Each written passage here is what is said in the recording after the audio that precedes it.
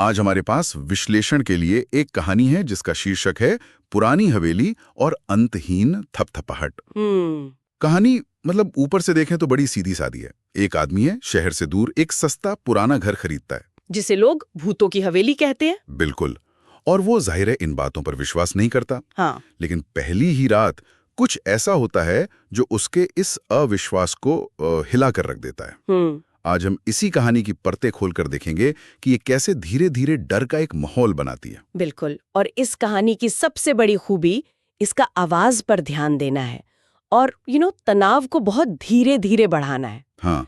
ये सिर्फ एक भूत की कहानी नहीं है, बल्कि ये दिखाती है कि कैसे एक साधारण सी आवाज, एक थपथपाहट किसी के मन में गहरा डर पैदा कर सकती है। सही बात है। तो आज की हमारी पड़ताल का मकसद यही समझना होगा कि लेखक ने रफ्तार, सुनाई देने वाले विवरण और मनोवैज्ञानिक असर का इस्तेमाल करके एक यादगार डरावना अनुभव कैसे तैयार किया है। चलिए तो फिर शुरू करते हैं। कहानी की शुरुआत होती है, जैसा हमने कहा, कथावाचक के इस पुरानी बदनाम हवेली खरीदने से। वो इन सब बातों को खारिज कर देता है। पहली रात है, बाहर तेज हवा है, खिड़कियों की आवाज है, उसके अलावा मतलब पूरा सन्नाटा है। बिल्कुल। और फिर ठीक रात के 2:37 पर उसे एक आवाज सुनाई देती है। ये समय का जिक्र बहुत खास है। हाँ, कर्रा कर्रा कर्रा। उसे लगता है जैसे कोई लंबी उंगली दरवाजे पर नीचे से ऊपर तक खरोच रही हो।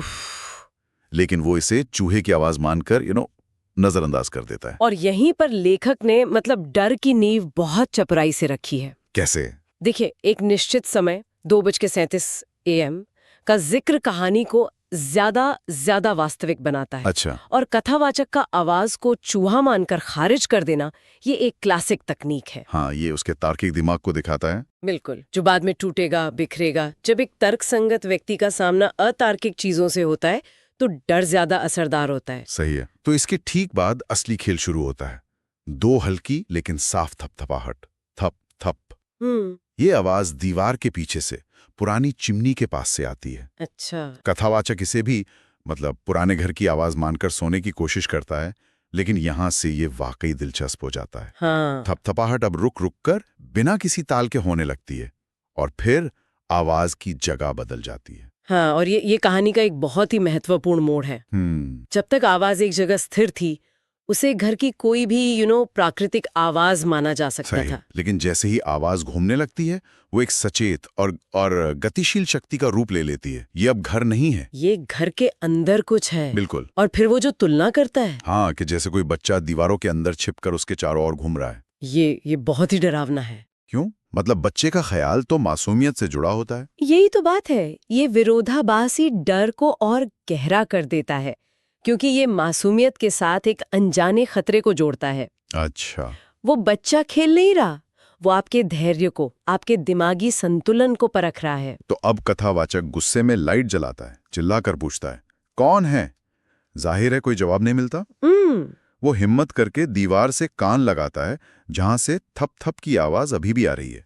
लेकिन इस बार कुछ और है। हाँ, थपथपाहट के बीच में एक सिसकी भी सुनाई देती है। ओहो, यहाँ आकर तो मतलब खेल ही बदल गया। हाँ, अब तक आवाज का कोई भाव नहीं था, अब उसमें दर्द है, दुख है। बिल्कुल। और फिर वो धीमी टूटी हुई आवाज एक बात कहती है। क्या? खोल दो। उफ, यहाँ आकर कहानी में अस्पष्टता खत्म हो जाती है। हाँ, अब ये कोई रहस्यमयी आवाज नहीं है। नहीं, ये एक संवाद करने की कोशिश है, एक अनुरोध है, खोल दो। और ये अनुरोध अपने आप में बहुत डरावना है। किसे खोल दो? क्या खोल दो? ये सवाल कथावाचक के साथ साथ मतलब सुनने वाले के मन में भी खौफ पैदा करता है। और आवाज का वो टूटा हुआ होना उससे और भी भयानक बना देता है, जैसे वो किसी मजबूरी में, बहुत तकलीफ में बोल रही हो। और जैसे ही कथावाचक ये शब्द सुनता है, उसका पूरा शरीर ठंडा पड़ जाता है। और तभी क्या? उसी दीवार पर, प्लास्टर पर एक छोटा गीला निशान बनने लगता है। ओहो। वो निशान फैलता है और प्लास्टर के नीचे से कुछ लाल रंग दिखने लगता है। तो यहाँ कहानी सुनने के डर से देखने और महसूस करने के डर में बदल जाती है। हाँ। गीला निशान जो धीरे धीरे लाल हो रहा है। हाँ। ये खून का एक बहुत ही शक्तिशाली और बेचैन करने वाला प्रतीक है। मतलब अब खतरा सिर्फ दीवारों के अंदर नहीं है। वो बाहर आने की कोशिश कर रहा है, वो अपनी मौजूदगी को भौतिक रूप से जाहिर कर रहा है। और आवाज अब तेज हो जाती है, जैसे कोई कान के पास कह रहा हो, मुझे खोल दो। और तपतपाहट अब जोरदार धमट में बदल जाती है, धम धम धम। बिल्कुल, आवाज का तेज होना और थपथपाहट का हथौड़े की तरह बजना दिखाता है कि अंदर जो भी है उसकी बेचैनी और उसकी ताकत दोनों बढ़ गई हैं। फिर दीवार पर एक दरार पड़ती है और उस दरार से एक भूखी, बुरी, बेचैन सी खुशबू बाहर निकलती है। ये विवरण कमाल का है। हाँ, डर को सूंघना। गंध हमारी सबसे पुरानी इंद्रियों में से है। भूखी, बुरी, बेचैन सी खुशबू, ये मौत की गंध है, कैद की गंध है। कथावाचक चीखना चाहता है पर उसकी आवाज नहीं निकलती।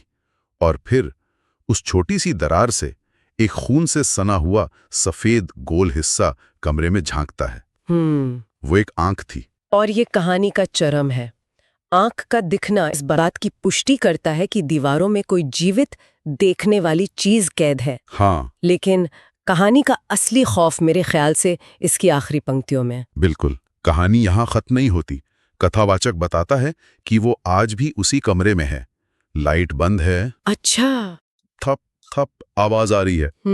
और अब ये थपथपाहट उसके दिल की धड़कन से मेल खाने लगी है। और यही इस कहानी की सबसे डरावनी बात है। कैसे? थपथपाहट का दिल की धड़कन से मेल खाना ये दिखाता है कि बाहरी डर अब अंदरूनी हो चुका है। उस चीज ने सिर्फ दीवार नहीं तोड़ी, उसने कथावाचक के मनोविज्ञान पर भी कब्जा कर लिया है। तो अब वो उस आवाज से भाग नहीं सकता? बिल्कुल नहीं, क्योंकि वो आवाज अब उसका ही एक हिस्सा बन चुकी है।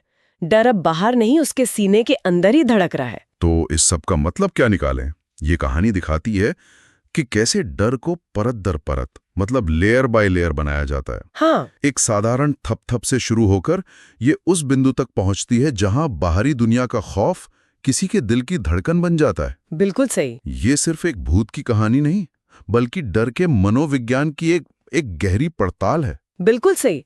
और कहानी एक बहुत ही बेचैन करने वाले विचार के साथ हमें छोड़ जाती है। उस चीज का अनुरोध था, खोल दो। हाँ। कहानी के अंत से ऐसा लगता है कि शायद एक तरह से कथावाचक का दिमाग उसके लिए खुल चुका है। अच्छा।